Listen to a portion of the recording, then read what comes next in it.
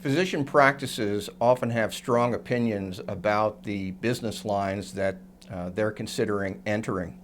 And certainly, population health management fits that type of profile of a business line that is controversial. And when you consider that many practices have a bimodal distribution of age groups of physicians, the older physicians in a practice are less likely to embrace the idea of population health management. Consequently, practices might want to consider structuring a single site or office setting for population health management for those physicians who are interested and willing to participate in population health management. In this way, the organization can customize and structure the practice to meet the needs of the patients that would come through that type of business line.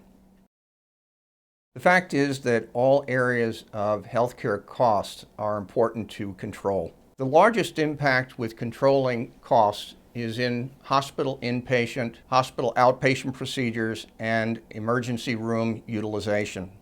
Reducing hospital lengths of stay and hospital admissions can significantly reduce cost in a shared risk arrangement.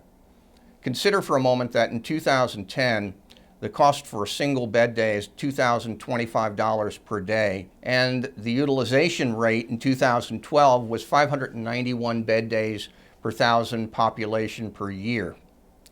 Now, given that a population health management program had 10,000 enrollees, and one reduced the utilization rate by 1%, that would result in savings for that population of 10,000 of approximately $120,000 per year.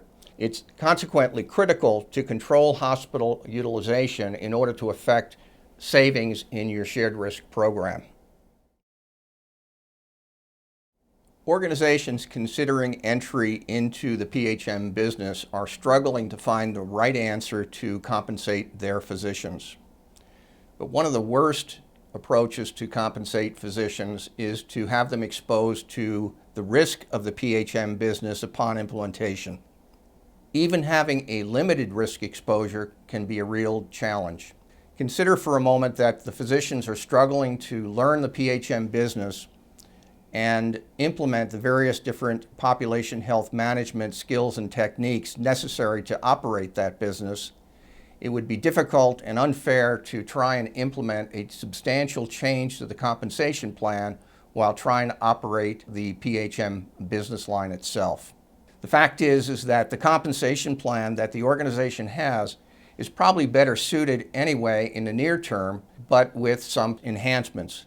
For example, one could add quality incentives that are consistent with the Medicare ACO requirements, and that type of change would be important to achieve the results that the organization needs.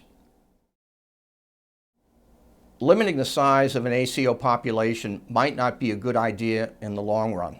Smaller populations of patients might not be actuarially stable and essentially increase risk, not lower it to the organization.